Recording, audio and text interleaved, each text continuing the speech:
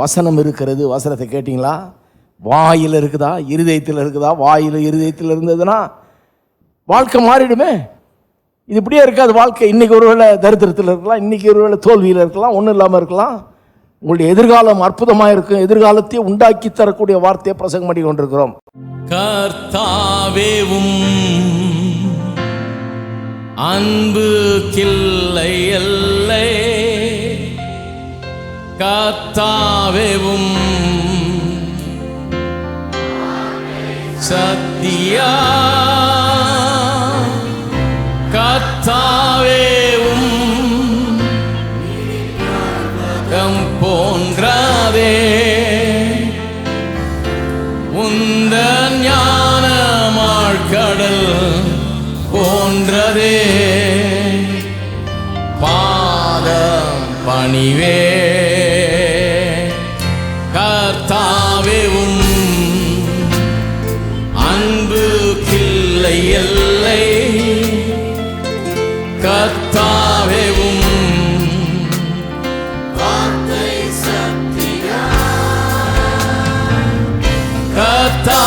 கர்த்தாவேவும் நிதி பர்வதம் போன்றதே உந்த ஞானமாள் கடல் போன்றதே, பாதம் பணிவே உள்ளமெல்லாம் அன்பால் நிறைக்கின்றேன், உம்மிழவே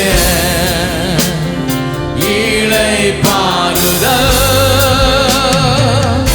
ஆத்துமாவை உந்தன் நன்மையால் நிரப்பி,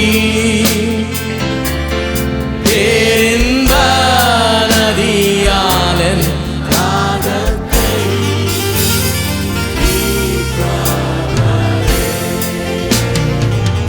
கர்த்தாவேவும் அன்பு கில்லை எல்லை, கர்த்தாவேவும் வார்த்தை சத்தியா, கர்த்தாவேவும் நிதி பர்வதம் போன்றதே உந்த ஞானமாள் கடல் போன்றதே, பாதம் பணிவே. போதகர் சாம்பி செல்லத்துறை அவர்கள் நடத்தும் பூரண சுவிசேஷ வேதாகம கல்லூரியில் ஊழிய பயிற்சி பெற உடனே விண்ணப்பிக்கவும். வகுப்புகள் 2015 ஜூன் மாதம் 15ஆம் தேதி முதல் ஆரம்பமாகிறது. விண்ணப்ப படிவம் பெற பூரண சுவிசேஷ வேதாகம கல்லூரி, தபால் பெட்டி எண் 494, சென்னை 7 அல்லது கீழ்காணும் தொலைபேசி எண்களில் தொடர்பு கொள்ளவும்.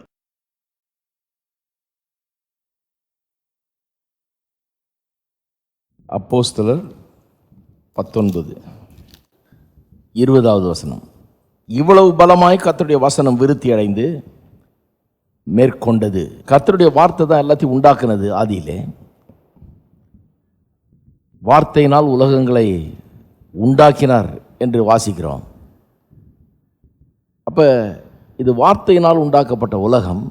அந்த வார்த்தை தான் இன்றைக்கு உலகத்தை தாங்கி கொண்டிருக்கிறதுனா சஸ்டெயின் பண்ணுது, இயங்க வைக்கிறது இன்றைக்கும்.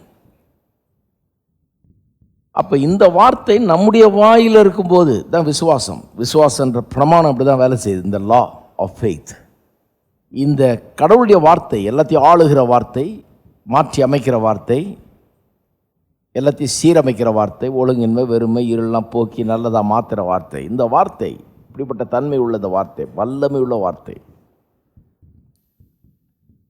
வசனத்தின் வல்லமையினால்.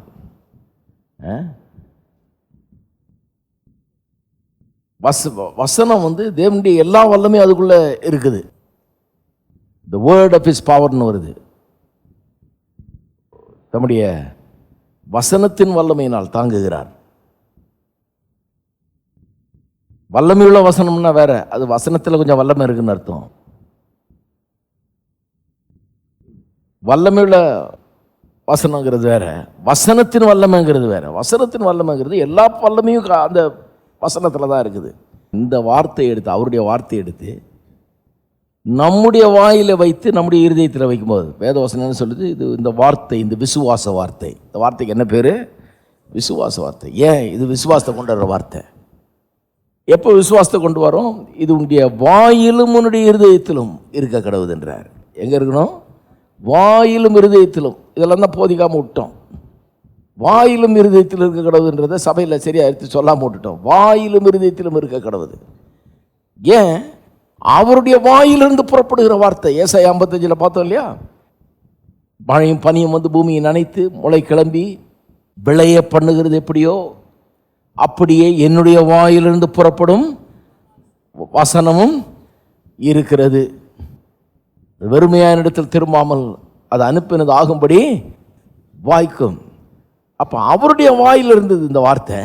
அவருடைய வாயிலிருந்து தான் இப்படிப்பட்ட ஒரு உலகம் உண்டாச்சு. வார்த்தை அவருடைய வாயில் இருந்ததுனால இவ்வளவு அற்புதமான ஒரு உலகத்தை அவர் உண்டாக்கினார். ஒழுங்கின்மை வெறுமை இருளெல்லாம் போக்கி இவ்வளோ அழகாக உண்டாக்கியிருக்காரு. வார்த்தை அதே வார்த்தை தான் உங்கள் வாயில் இருந்தாலும் குலைந்து போன வாழ்க்கையை, வறண்டு போன வாழ்க்கையை, ஒன்றும் இல்லாமல் போன வாழ்க்கையை எடுத்து அது அற்புதமான வாழ்க்கையாக மாற்றி தரக்கூடியது தான் கர்த்தருடைய வார்த்தை. இதுதான் போய்த்து வர்றோம். இதுதான் போயிச்சாங்களாம் பாருங்க. அப்போஸ்தலர்லாம் வேற வேலையெல்லாம் விட்டுட்டு இதில் இறங்கிட்டாங்க. எதுக்கு? அவங்களுக்கு கண்டுபிடிச்சிட்டாங்க. வார்த்தை இப்படி தான் உண்டாக்கிட்டார் கடவுள் உலகத்தை. இதை சொன்னால் தான் ஜனங்க உருப்பிடுவாங்கன்னு தெரிஞ்சிச்சு அவங்களுக்கு. நம்ம போய் வீடு வீடாக போய் ஏறி வந்தால் ஒன்றும் பெருசாகிடாது. அங்கேயும் இங்கேயும் அலைஞ்சிட்டு வந்தால் சரி ஒன்றும் சரிப்படாது. தீர்மானம் பண்ணிட்டாங்க. அது எதையும் பண்ணி அவங்களுக்கு சோத்தை கொடுத்து சட்டையை கொடுத்து அவங்களுக்கு ஆக வேண்டியதெல்லாம் கொடுத்து எல்லா உதவியும் பண்ணால் அவங்க நல்லாயிடுவாங்க. கிடையாது. அவங்க நல்லாகணும்னா எப்படி? ஒரே வழி தான் நல்லாகிறதுக்கு. எப்படி நல்லாகணும்? வார்த்தையின் மூலமாக தான் நல்லாகணும். அதனால தான் 6ஆம் அதிகாரத்திலாம் பார்த்தோம். எல்லா வேலையும் விட்டுட்டு எந்த வேலையில் இறங்கிட்டாங்க?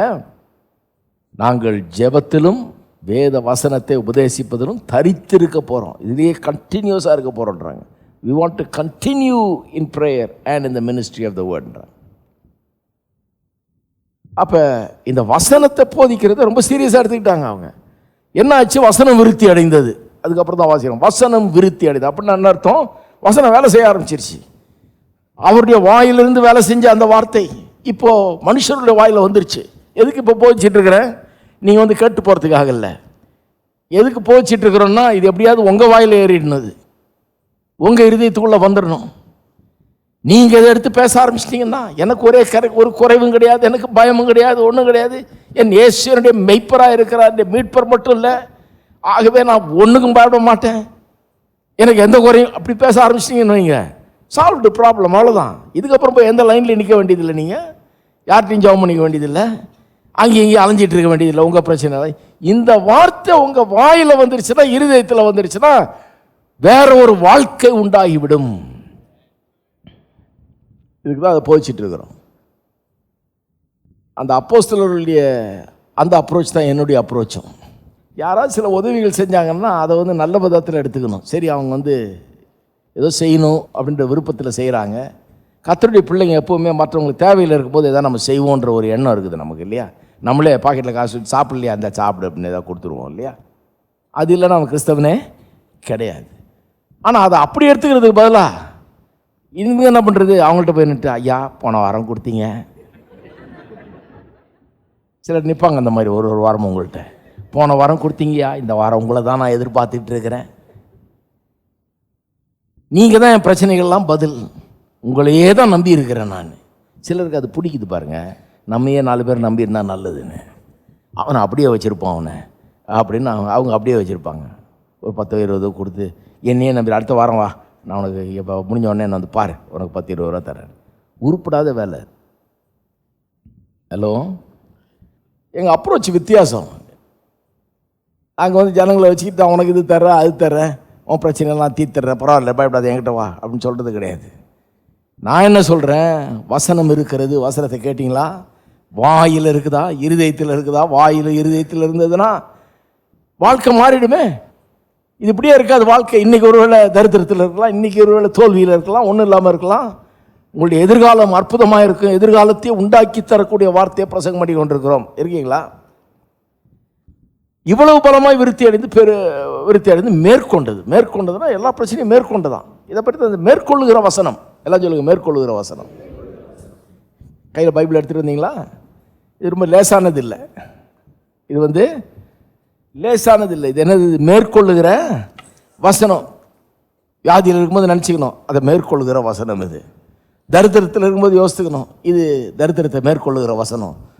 வேலை போயிட்டு தோல்வி, பிரச்சனை, ஒரே தலை மண்டை பொழக்குதுன்ற நேரத்தில் யோசிக்கணும், இது மேற்கொள்ளுகிற வசனம். எனக்கு மேற்கொள்றது கர்த்தர் வழியை கொடுத்துருக்கிறார். இது மேற்கொள்ள வைக்கிற வசனம். இந்த வசனம் எனக்குள்ளே போய் என் வாய் இருதயத்தின் விருத்தி அடைந்தால் எல்லாத்தையும் மேற்கொள்ள இது உதவுகிறது. இல்லையா? இதை பற்றி தான் பேசிகிட்டு இருக்கிறோம். சரி, இன்னும் வந்து பார்ப்போம். இதை கடவுள் உலகத்தை உண்டாக்கின போது அவர் எப்படி எப்படியோ உண்டாக்கியிருக்கலாம். அதாவது ஒரு 4 மந்திரவாதிகளை வச்சுட்டு உனக்கு எதாவது வேணும்னா போ அவர்கிட்ட, அவர் எதாவது மந்திரம் செய்வார். அவர் இப்படி இப்படி பண்ணால் உனக்கு அப்படி அப்படி நடக்கும், எதாவது பண்ணணுன்னா அவரை போ அப்படின்னு உண்டாக்கியிருக்கலாம். உண்டாக்கலையே. ஹலோ, இல்லை 4 பிரசங்கியாரை வச்சுட்டு உனக்கு எதாவது வேணும்னா அவர்கிட்ட போ, 24 மணி நேரம் அவர் லைன்லாம் வச்சுருக்கிறாரு, நான் கரெக்டாக கால் பண்ணு, உனக்கு எதாவது பிரச்சனைனா அங்கே கால் பண்ணு, உனக்கு எல்லாம் ஆகிடும். அவர் ஜெபம் பண்ணால் உனக்கு எல்லாம் சரி ஆகிடும். அப்படி உண்டாக்கியிருக்கலாம். இப்படிலாம் உண்டாக்கியிருந்தாலும் நான் ரெடி போகிறதுக்கு. நீங்கள் எப்படியே தெரியல, எனக்கு பிரச்சனைக்கு பதில் வேணும், நான் ரெடி. பிரச்சனைக்கு பதில் எங்கே இருக்குதோ அங்கே தான் போவேன். நான் முட்டாள் இல்லை, பிரச்சனையில் வாழ விரும்பலை. கர்த்தர் 4 பேர் அதுக்குன்னு ஊருக்கு 4 பேர்னு உண்டாக்கி வச்சா உனக்கு எதாவது பிரச்சனைன்னா அங்கே போய்க்கோ, அங்கே லைனில் நின்றுக்கோ, டோக்கன் கிடைக்கும், எப்படியாவது எதாவது நடக்கும் அப்படின்னா நான் போய் நிற்கிறேன் ரெடி. ஆனால் அப்படி உண்டாக்கலையே. கவனிச்சிங்களா? அப்படி உண்டாக்கல. இன்னும் இப்படி உண்டாக்கியிருக்கலாம். Feel like world. Feel like வேர்ல்டுனா நீங்கள் காலையில் எழுந்திரிச்ச உடனே அப்படியே ரொம்ப சந்தோஷமாக ஆஹா அற்புதமாக இருக்குதுன்னு ஃபீல் பண்ணால் அப்படியெல்லாம் அன்னைக்கு பூரா அற்புதமாகிடும். அந்த மாதிரி உண்டாக்கியிருக்கலாம். இல்லையா? அந்த மாதிரி உண்டாக்கியிருக்கலாம். ஆனால் அந்த ஃபீல் லைக் வேர்ல்டு ரொம்ப டேஞ்சர். அப்படி உண்டாக்கியிருந்தாருன்னா இன்றைக்கி காலையில் எழுந்திரிச்ச உடனே நல்லா ஃபீல் பண்ணலன்னு வைங்க, பிரச்சனை ஆகிடும். கல்யாணம் பண்ணியிருக்கவங்களுக்கு கேட்டு பாருங்கள், சில நாள் நல்லா போயிட்டுருக்கும், சில நாள் பார்த்திங்கன்னா நல்லா போகாது, ஒரே பிரச்சனையாக இருக்கும், கச்சமுச்சன்னு இருக்கும், பாட்டுக்கு போராட்டம் போயிட்டுருக்கும். அப்போ என்ன பண்ணுறது? ஃபீல் லைக் வேர்ல்டாச்சே, போச்சு, இன்றைக்கி நாளே கெட்டு போச்சு, இந்த வாரமே கெட்டு போச்சு, இன்றைக்கி பூரா ஒன்றும் இல்லாமல் போச்சு அப்படின்னு ஆகிடும். நல்ல காலம் அப்படி உண்டாக்கலை. ஏன்னா பாதி நாள் அதுலேயே வேஸ்ட் ஆகிடும், இந்த போராட்டத்திலே. அப்படி உண்டாக்கலை. எப்படி உண்டாக்கியிருக்காரு கடவுள்? உலகத்தை உண்டாக்கின போது எப்படி உண்டாக்கியிருக்காரு? நான் என்ன சொல்கிறேனோ அது அப்படியே ஆகணும் உண்டாக்கிட்டார். நான் பண்ணல, அது நிறைய பேர் நினச்சி நான் கண்டுபிடிச்சிருக்கேன் அதுன்னு கிடையாது. அவர் அப்படி உண்டாக்கி இருக்கிறாரு, அப்படிதான் உண்டாக்கிட்டாரு. வார்த்தை உலகம், வேத வசனம் அவருடைய வழியை போதிக்கிற வசனம். அதனால தான் ஏசாயா 55 சொல்லியிருக்குது, என்னுடைய வழிகள் உங்களுடைய வழிகள் அல்ல. என் வழிக்கு வாண்டுறார். உன் வழி ஒர்க் அவுட் ஆகலை, உன் வழியில் போய் தான் அப்படி அப்போ மாட்டிகிட்டு இருக்கிற, கடனில் மாட்டிகிட்டு இருக்கிற, உன் வழியில் போய் தான் சந்தோஷம் இல்லாமல் இருக்கிற, உன் வழியில் போய் தான் தோல்வி. இப்போ என் வழிக்கு வாண்டுறாரு. எப்படி வர்றது ஆண்டவர் என் வழிக்கு? என் வசனத்தை கவனின்றாரு. என் வாயிலிருந்து புறப்படும் வசனம், அதை கவனி. அது மாறியை போல மழையை போல கீழே இறங்கி பூமியை நினச்சி விளைய பண்ணுறது எப்படியோ அது போல் இருக்குது என் வார்த்தை. அது நான் அனுப்பின காரியமாகும்படி வாய்க்கும். வாய்க்கிறதுக்காக வந்திருக்குது. என் வாயிலிருந்து வந்துருச்சு, இப்போ ஓ வாயிலிருந்து வரணும். வெறுமையாய் திரும்பாதுன்னாரு. நிறைய பேர் அதை ரொம்ப சிம்பிளாக எடுத்துக்கிட்டாங்க. அவங்க என்ன நினச்சிட்டாங்க, வசனம் வந்த வேலையை செய்யாமல் விடாது அப்படி சொல்லலையே. வெறுமையாய் திரும்பாது. ஏன் அந்த திரும்பாதுன்ற வார்த்தையை யூஸ் பண்ணுறாரு? யோசித்து பார்த்துருக்கீங்களா? அப்படின்னா என்ன அர்த்தம்? திரும்பி அனுப்புகிற ஸ்டேஜ் வந்தோன்னு லாஸ்ட் ஸ்டேஜ், விக்டரி ஸ்டேஜ், அது வெற்றியின் ஸ்டேஜ். அது லாஸ்ட் ஸ்டேஜ்னா என்ன? அதான் வந்துருச்சுன்னு அர்த்தம். ஆயிட போகுது, வேலை ஆக போகுது, தேவை சந்திக்கப்பட போகுது. ஏன்னா வாயிலிருந்து வந்துருச்சு. எப்போ வாயிலிருந்து வந்துருச்சுன்னா கண்டிப்பா அது வந்த காரியத்தை நிறைவேற்றாம விடாதுன்னு அர்த்தம். கடவுள் இப்படி உண்டாக்கி வச்சிட்டாரு. இப்போ என்னுடைய வேலை, உங்களுடைய வேலை என்னன்னா, ஒரு காரியத்தை நாம் புரிந்து கொள்ளணும். என்ன? நம்முடைய பிரச்சனைகளுக்கான தீர்வு எல்லாம் இப்போ கடவுள் உண்டாக்க போகிறதில்லை. நம்ம போட்டுக்கிட்டு உட்காந்துட்டு கெஞ்சிக்கிட்டு அழுதுகிட்டு மன்றாடிட்டு இருக்க வேண்டியதில்லை. ஏற்கனவே உண்டாக்கி வச்சிருக்கிறார். நம்முடைய வேலை இப்போ என்ன? அதை விசுவாசித்து பெற்றுக்கொண்டு அனுபவிக்க வேண்டியதுதான் நம்முடைய வேலை. எல்லாம் ஆயத்தப்படுத்தி ரெடியாக வச்சுட்டாரு. அதை நான் கேள்விப்பட்டால் தான் அதை பற்றி நான் விசுவாசிக்க முடியும். அப்போ தான் அதை பெற்றுக்கொள்ள முடியும். இதைத்தான் விசுவாசம்னு போதிக்கிறோம் நம்ம. இதுதான் ரொம்ப இதுதான் லா ஆஃப் ஃபெய்த். பாருங்கள், ரோமர்கள் நிறுத்திருப்பங்க. ரோமர் 3ஆம் அதிகாரம் 27. இப்படி இருக்க மேன்மை பாராட்டல் எங்கே? அது நீக்கப்பட்டதே. எந்த பிரமாணத்தினாலே? கிரியா பிரமாணத்தினாலேயா அல்ல விசுவாச பிரமாணத்தினாலேயே? ரட்சிப்பை பற்றி பேசிகிட்டு இருக்கிறாரு. ரட்சிப்பு எப்படி உண்டாகுதுன்னு நம்முடைய கிருபையினால் அல்ல, நம்முடைய கிரியினால் அல்ல, அவருடைய கிருபையினால் உண்டாகுதுன்றதை சொல்ல வர்றார். உன் கிரியினாலே ரட்சிக்கப்பட்டு நீ கிடையாதுன்றார். அப்போ மேன்மை பாராட்டு. எதுக்கு மேன்மை பாராட்டுறன்றார்? வை போஸ்ட்? நிறைய பேர் போஸ்ட் பண்ணுறாங்க இல்லையா? நான் இப்படி ஆக்கும், நான் ரொம்ப இதாக்கும், நான் இப்படிப்பட்ட குடும்பத்தில் பிறந்தனாக்கும், இந்த ஊர்லேயே ஆக்கும், இந்த படிப்பாக்கும், எங்கள் தாத்தா இதாக்கும் அப்படின்னு போஸ்ட் பண்ணுறாங்க இல்லையா? சொல்கிறாரு, கிறிஸ்தவத்தில் எந்த போஸ்டிங்கும் கிடையாது. ஏன் எந்த போஸ்டிங்கும் கிடையாது? கிறிஸ்தவத்தில் அடிப்படை என்ன? எல்லாரும் பாவம் செய்து ஏகமாய் கெட்டு போனார்கள். அதனால் தாத்தா காலத்தில் நான் எப்படின்னு பேசுகிறது பிரயோஜனம் கிடையாது. எல்லாம் கெட்டு போயிட்டாங்க. உங்கள் வீட்லேயும் அப்படி தான், எங்கள் வீட்லேயும் அப்படி தான், எல்லாரும் வீட்லேயும் அப்படி தான். எல்லாரும் பாவம் செய்து ஏகமாய் கெட்டு போனால் எல்லாரும் கர்த்தருக்கு முன்னால் பாவிகளாக நிற்கிறோம், ஒன்றத்துக்கு உதவாதவர்களாக அப்படி ஆயிட்டோம் பாவத்தின் நிமித்தமாக. நான் இதாக்கும், நான் அதாக்கும், எங்கள் குலம் கோத்திரம் இப்படி ஆக்கும் பேசி பிரயோஜனம் கிடையாது. எல்லாம் பாவம் செய்து ஏகமாய் கெட்டு போனார்கள். எல்லாம் போச்சு. இப்போ எல்லாம் போயிட்டதுனால எல்லாம் சமம் ஆயிட்டோம், எல்லாம் ஈக்குவல் ஆயிட்டோம். எதில் ஈக்குவல் ஆயிட்டோம்? பாவத்தில் விழுந்ததில் எல்லாம் ஈக்குவல் ஆயிட்டோம். ஒன்றும் இல்லாமல் போனதில் எல்லாம் ஈக்குவல், எல்லாம் தரமட்டத்துக்கு வந்தாச்சு. உன்னை விட நான் பெட்டரு, இவரை விட அவர் பெட்டர்லாம் கிடையாது. எல்லாம் ஈக்குவலாக ஆயிட்டோம். எல்லாம் ஈக்குவலான பிறகு இப்போ என்ன பண்ணுறாரு? அவருடைய கிருபையை நம்ம காட்டுறாரு. அதன் மூலமாக தான் ரட்சிக்கிறார். அவருடைய தயவு, அவருடைய கிருபை. அவர் தகுதியற்ற நம்மை அவருடைய மரணத்தின் மூலமாக, கல்வாரி சிலுவையின் மூலமாக நம்முடைய பாவத்தை எல்லாம் பரிகரித்து நம்முடைய சாபத்தை போக்கி நம்ம தேவனுடைய பிள்ளைகளாக மாற்றார். சுவிசேஷத்தை சொல்லிட்டு இருக்கிறேன். இது என்னன்னு இருக்கீங்களா? சரி, அப்போ நம்ம ரட்சிக்கப்பட்டிருக்கிறோம். ரட்சிக்கப்பட்டவர்கள் எதை பற்றியும் மேன்மை பாராட்டுறது கிடையாது. ஏன்னா மேன்மை பாராட்டுறது ஒன்றும் கிடையாது. அதனால தான் பவுல் அப்போஸ்தலன் சொல்லுகிறார், அவர் சிலுவையை குறித்து மாத்திரம்தான் மேன்மை பாராட்டுறார். கிறிஸ்துவை குறித்தும் கிறிஸ்துவின் சிலுவையை குறித்து மாத்திரம்தான் மேன்மை பாராட்டுறார். அப்போ அந்த மாதிரி ஆட்கள் நாம. ஏன்னா நமக்கு விளங்கிடுச்சு நம்ம ஒன்றும் கிடையாது. அவருடைய மரணம், அவருடைய அன்பு, அவருடைய கிருபை, அவருடைய தயவு, அவருடைய கிருபை தான் அவருடைய காருண்யம் தான் நம்மளை பெரியவனா ஆக்கியிருக்கு. இன்றைக்கி நம்மகிட்ட ஏதாவது நல்லது இருக்குன்னா, நம்மகிட்ட இவ்வளோ ஆசீர்வாதம் இருக்குது, நம்ம இவ்வளோ சந்தோஷமாக நல்லா வெற்றிகரமாக வாழ்ந்துட்டு இருக்கிறோன்னா, இதை பற்றி பெருமை பாராட்டுறதுக்கு ஒன்றுமே கிடையாது. எல்லாம் கர்த்தருடைய கிருபை நமக்கு இதெல்லாம் கொடுத்துருக்குதுங்கிறது அர்த்தம். அப்போ அவர் சொல்கிறாரு, மேன்மை பாராட்டுதல் எங்கே? கிரியா பிரமாணத்தினாலேயோ? எதனால் ரட்சிக்கப்பட்டீங்க? By the law of works. கிரியா பிரமாணத்தினாலேயா? அப்படி ஒரு லா இருக்குது பாருங்க. அது என்னலாம்? இதை செய் நீ பிழைப்பாய், இதை செய் பிழைப்பாய். கர்த்தர் 10 கற்பனை கொடுத்தப்ப என்ன சொன்னார்? 10 கற்பனையை கொடுத்தோன்னே இதை செய்கிறவன் பிழைப்பான்னார். அப்போவே அவன் முழங்கால் படிட்டு கதறி இருக்கணும், ஆண்டவரே இது எவன் செய்கிறது? நம்மளால் செய்ய முடியாத கொடுத்துட்டு செய்தா பழைப்பேன்றி ஆண்டவரே, கிருபை காட்ட ஆண்டவரேன்னு சொல்லியிருக்கலாம்.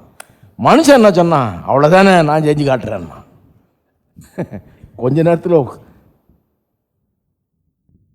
எல்லாம் போச்சு, செய்யவே முடியாதுன்றதை நிரூபிச்சு காமிச்சாங்க. அப்போ 10 கற்பனை கொடுக்கும்போது எப்படி கொடுக்குறாரு? இதை செய் நீ பிழைப்ப. அதான் கிரியா பிரமாணம். கிரியா பிரமாணம்னா த லா ஆஃப் ஒர்க்ஸ். நீ இதை செய். எப்படி பிழைக்கிறது? எப்படி தேவனுக்கு முன்னால் வர்றது, நிற்கிறது, தகுதி பெறுறது, ஆசீர்வாதத்தை பெறுறது? இதை செய், அப்பொழுது பிழைப்பா என்னாரு? வேணா தான் சொன்னார். ஏன்னா உன்னால் செய்ய முடியாதுன்னு காட்டுறதுக்காக. செய்ய முடியாதுன்னு சொன்னால் தான் ஒத்துக்க மாட்டேங்கிறானே.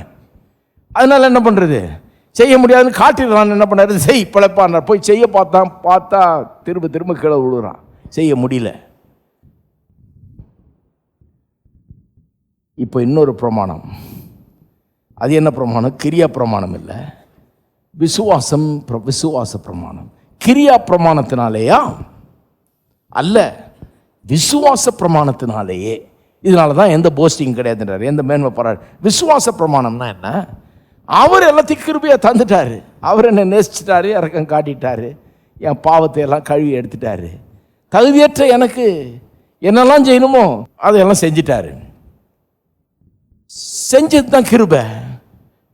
அதை நான் எப்படி பெற்றுக்கொள்ள வேணும், எப்படி விசுவாசிக்க வேணும், எப்படி அதை அறிந்து கொள்ள வேணும். விசுவாசம் கேள்வியினால் வரும், கேள்வி தேவனுடைய வசனத்தினால் வரும் இருக்குது. அப்போ நான் அதை கேட்டு அறிந்து கொண்டு அதை பெற்றுக்கொள்கிறேன் பாருங்க. இதுதான் விசுவாச பிரமாணம். வார்த்தை, அவருடைய வார்த்தை எனக்கு அது சொல்லுது. இந்த வார்த்தை பிரசங்கிக்கிற காரியங்களை எடுத்து என் வாயில் வச்சு, என் இருதயத்தில் வச்சு அதை சொல்லி சொல்லி சொல்லி என் வாழ்க்கையில் கர்த்தருடைய சித்தம் என்னவோ அதெல்லாம் நிறைவேற பண்ணுறது தான் இந்த விசுவாச பிரமாணம். அன்புள்ள ஆண்டவரே, அன்பான நேசர் நீரே, உம்மை துதித்திடுவே, உம்மை போற்றிடுவே, உம் நாமம் உயர்த்திடுவே. அன்புள்ள ஆண்டவரே, அன்பான நேசர் நீரே, உம்மை துதித்திடுவே, உம்மை போற்றிடுவே, உம் நாமம் உயர்த்திடுவே.